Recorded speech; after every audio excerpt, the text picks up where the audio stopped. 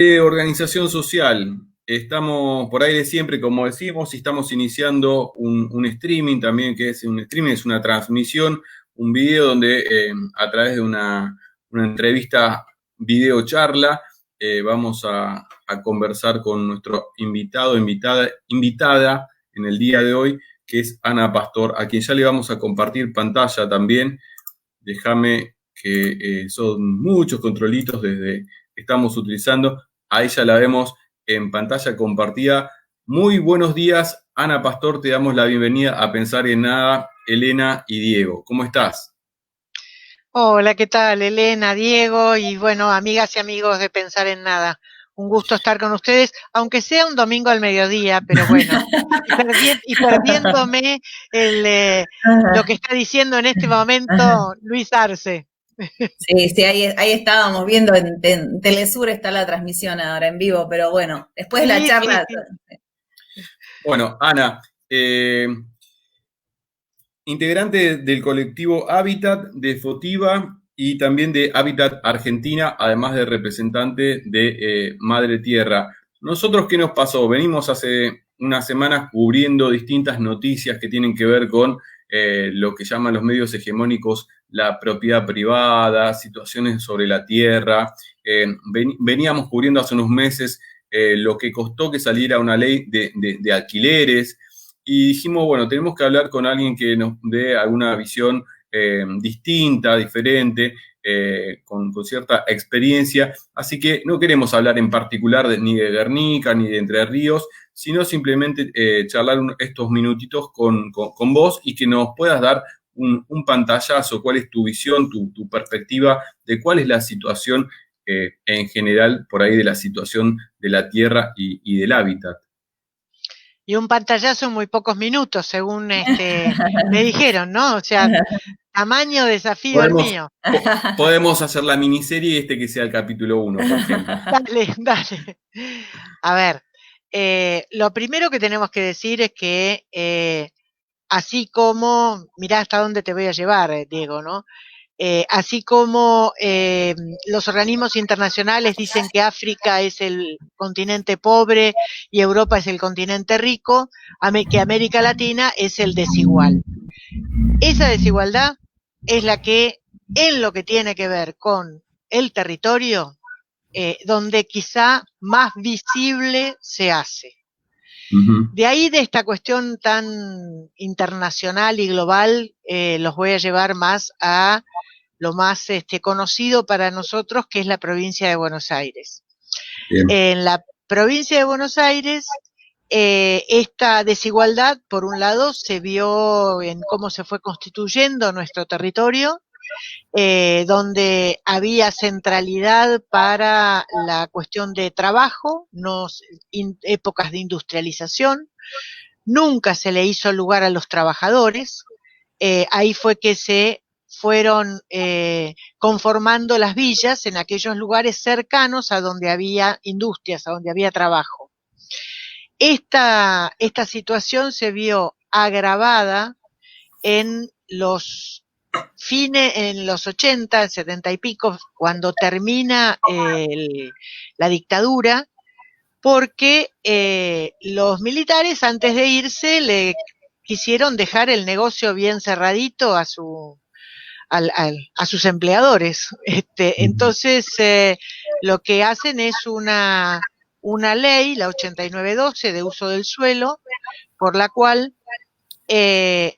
se le daba fin a lo que eran en esa época los loteos sociales. Había grandes inmobiliarias, Canmar, Vinelli, que desarrollaban suelo en las periferias, de manera que cualquiera que vivía en una villa o que venía del interior o que una nueva familia eh, podía ahorrar durante un tiempo y en cuotitas comprarse un lote en la periferia. Esa era la manera de acceder a un lugar donde vivir de sectores populares. ¿Qué Ujú. pasó? Con esa ley en el 78 se termina esa posibilidad de loteos populares. Este fue el primer gran salto de la desigualdad. Ajá. Eh, esa ley no solamente prohibía esos loteos populares, sino que además tenía todo un capítulo muy desarrollado para lo que le llamaba clubes de campo. Clubes de campo es lo que hoy llamamos barrios privados, los countries y demás. Estos countries fueron apareciendo cada vez más, se instalaron en la periferia, disputando la periferia a los sectores populares. Esa periferia que tenía un valor muy bajo, con los countries el valor fue aumentando cada vez más, por lo tanto, el efecto fue absolutamente expulsivo. ¿Se entiende, digamos, para que podamos comprender que en realidad el hecho de que cada vez más, yo tengo 5 hijos que no tienen un lugar donde vivir, trabajo hace 35 años en el tema de la vivienda, es decir, no tienen lugar propio. Digo, los sectores medios también hoy están afuera de la posibilidad del mercado. ¿Por qué? Porque en realidad lo que ha hecho el Estado fue entregarle al mercado el territorio. ¿Cuál es el rol que debería tener el Estado? Regulador.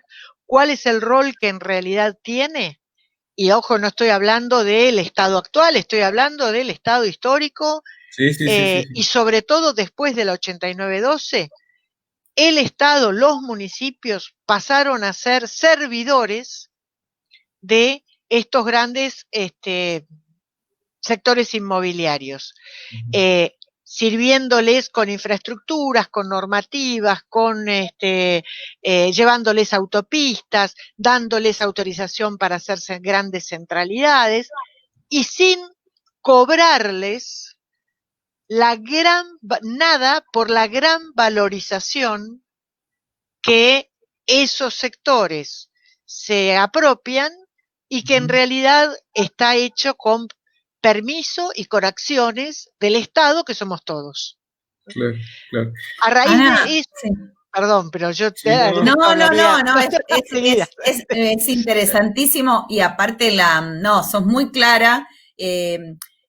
Nosotros habíamos hablado, en todo caso, ¿no? Cuando fueron lo de las tomas, pensando en esto, ¿no? Que precisamente vos mencionaste los countries, que muchos no pagan impuestos o están en deudores, y también esta apropiación del suelo, por ejemplo, cuando elevan el terreno y empiezan a inundar justamente una barriada que hay al lado, o sea, hay una creciente, o sea, de esta desigualdad, si querés, legitimada por los instrumentos legales, que después, bueno, se produce un avance que tiene que ver ya con los posicionamientos de clase, ¿no? Digo, vos decís el Estado debe regular, y hasta donde uno sabe, digo, ha habido intentos, ¿no? O se conversa esas mesas de trabajo, del hábitat. ¿Qué falta? Es una cuestión de marco legal, o sea, obviamente que hay una falta de decisión política, pero ¿qué sería para vos un avance real, ¿no? Porque también vos sos parte de espacios cooperativos y de espacios sociales que le han dado una respuesta a los sectores populares,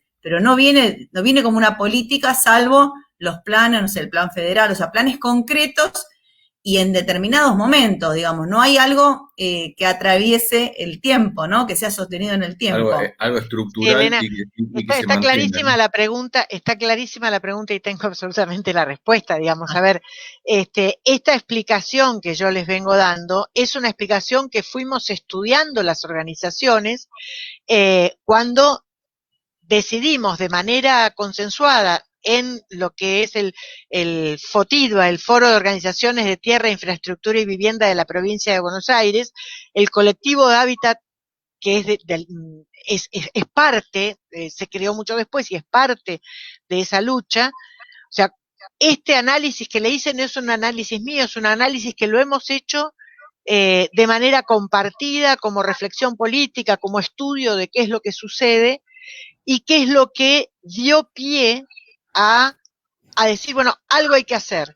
Así fue que nos pusimos a elaborar una propuesta de ley que hoy es ley, la ley de acceso justo al hábitat, que logramos luego de muchísimo consenso, debate, cambiarle letra, 17 versiones, todo esto desde el 2010 al fines del 2012 que se sancionó, Esta ley de acceso justo al hábitat es justamente una propuesta para ponerle coto a esta desigualdad, ¿no? O sea, concretamente, los 4 ejes, o sea, lo que plantea es, por un lado, parte de esta base que yo les decía, de cuál es la dinámica territorial y cómo el Estado tiene que hacerse cargo. ¿Cómo se hace cargo? Por un lado, aplicando dispositivos fiscales y extrafiscales, es decir, haciéndose de la valorización que hasta ahora está privatizada en sectores inmobiliarios, ¿no? Recuperando ese valor y con eso tener un presupuesto para aplicar dispositivos más de urbanización, ¿no? Ahí hablamos de, bueno, les voy a hacer cosas muy técnicas, pero digamos, tiene que ver con cómo regular el suelo, cómo actuar sobre el suelo, ¿no? Consorcios urbanísticos, lotes con servicios, generar normativas, digamos, todo esto. Y estos recursos y esta capacidad de gestión de territorio, aplicarla viendo toda su población. Entonces, generando programas para los sectores que están más caídos, para los sectores que algo pueden devolver, digamos, generando hábitat, y para aquellos sectores que necesitan mejorar lo existente. Ujú. Y por otro lado, también la ley lo que dice es cada municipio debe planificar participativamente, no burocráticamente, participativamente su territorio. Bueno, esto es lo que plantea la ley. Ahora, el hecho de que exista una ley quiere decir que al día siguiente de reglamentada, digamos, ya se aprueba. Algunas sí, este caso no. ¿Saben por qué? Porque esta es una ley que lo que hace es cambiar las condiciones de desigualdad territorial. Es una ley que hace falta, pero que solo militándola y haciendo mucha fuerza desde el campo popular, desde el campo universitario, desde el funcionariado que está de acuerdo con esto, el que la conoce la ve y se da cuenta qué es lo que hace falta. Ahora, no somos ingenuos y sabemos que distribuir lo que no está distribuido toca intereses grandes. O sea, nosotros estamos cuestionando que haya desarrollos inmobiliarios sobre los humedales. Claro. Terribles desarrollos inmobiliarios. Estamos cuestionando que haya desarrollos inmobiliarios que avanzan sobre el cinturón, para hablar de las cosas grandes, ¿no? Sobre el cinturón frutihortícola. Nuestras verdulerías están cada vez más caras porque cada vez está más lejos la posibilidad de producir frutas y verduras. Cada vez hay menos gente que tiene posibilidades de acceder a un lugar donde vivir. Todo esto es tocar intereses que son los que cada vez están teniendo más porque han naturalizado y han logrado que la sociedad naturalice que con la tierra se puede ahorrar, ¿no? Que la tierra puede ser un bien propio, propiedad privada absoluta, donde yo puedo ahorrar. Y si los demás se joden, que se jodan, ¿sí? Bueno, romper eso, pelear contra eso es muy difícil. Para eso entonces hay que fortalecer a nuestros municipios. Y a nuestros municipios, que son los primeros que tienen que estar, porque son los primeros que están en la trinchera, debemos fortalecerlos. Primero armando, aunque ellos no quieran, consejos locales de hábitat. Segundo, los que quieren abordar la política, hay que lograr que se fortalezcan en su capacidad de acción. Para eso no pueden los municipios que ya están sobrepasados con lo que tienen, con el mismo personal y con las mismas capacidades y con las mismas horas, hacer esto que es absolutamente novedoso, creativo y que va contra cultura, ¿sí? Entonces, si queremos cambiar, y hoy hay hoy tenemos una gran oportunidad, porque estamos teniendo un gobierno nacional que por primera vez tiene un plan nacional de suelos. No existió hasta ahora, compañeros, un plan nacional de suelos. Mira. Por otro lado, tenemos un gobierno provincial que está dispuesto, ¿ha hecho un desalojo en Guernica? Sí, pero miremos cómo hizo el desalojo en Guernica. Nunca existió un desalojo con los dispositivos de realojo que ha puesto este gobierno. Entonces, tenemos un gobierno provincial que también va en consonancia. Tenemos que fortalecer a nuestros municipios y para eso nosotros, todas y todos, tenemos que estar al lado de los municipios para ir remando hacia adelante. Las posibilidades hoy están. Ana, nos vamos quedando sin tiempo, pero la verdad un placer haber escuchado y aparte aprendido un montón. Nos dejó callados. Sí. En pocos minutos es muy difícil, minutos hablar de algo que es tan clave. Sabemos que Madre Tierra tiene sus propios medios de difusión, incluso algún programa también propio de radio, algunas columnas en varios lados, pero a nosotros también nos interesaba charlar sobre esto.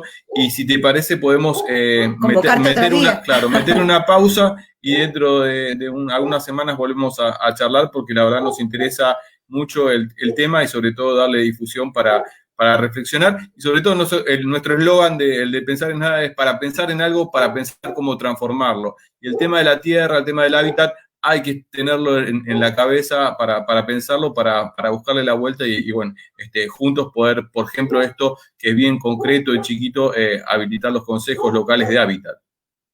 Buenísimo, compañeros. Espero que entonces, no sé si tengo muchas ganas de que un domingo al mediodía me vuelvan a llamar, pero todo vale para justamente poder sumar más gente a la lucha. Bueno, dale. Muchas gracias. Y los invito, por supuesto, a visitar nuestra página, la página de Madre Tierra. Exactamente. Hecha la invitación. Abrazo grande y será entonces hasta la próxima, Ana. Chau. Gracias, Diego. Chau, Elena. Hasta luego. Chau. Ana Pastor, entonces, de Madre Tierra, charlando con nosotros. Cerramos el streaming, pero seguimos por aire. Vamos, Elena, Natalia, a la tanda y ya volvemos con nuestro próximo invitado del día de hoy.